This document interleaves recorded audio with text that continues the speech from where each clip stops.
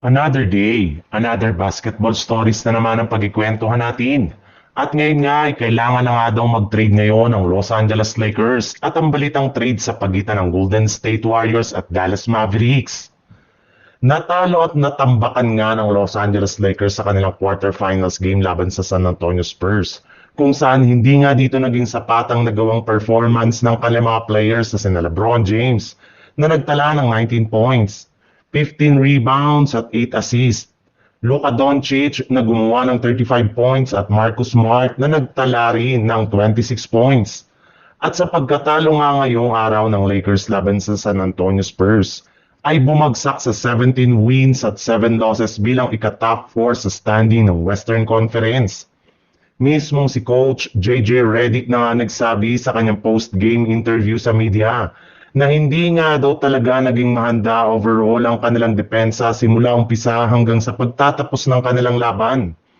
Sinabi na rin naman nga ni Luka Doncic sa kanyang interview na bagamat man nga maganda ang kanilang kasalukuyang record ngayon, ay kailangan pa rin nga daw nilang ayusin ang kanilang depensa sa mga susunod nilang laban ngayong season.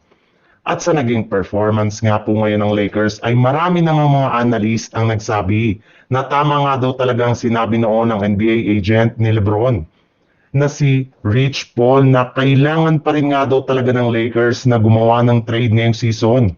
Lalo pat sinasamantala nga ng kanilang kalaban ng malamian nilang depensa at ang napakahina nilang bench.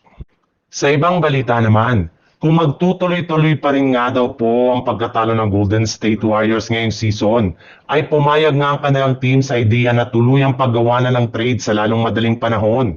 Sa katunayan, base nga sa ibinulgar ng isang NBA insider, bukas pa rin nga daw ang pintuan ng Warriors para i-trade si Kuminga sa kupunan ng Dallas Mavericks upang makuha ang matagal na nilang target na si Daniel Gafford na available pa rin nga sa trade market.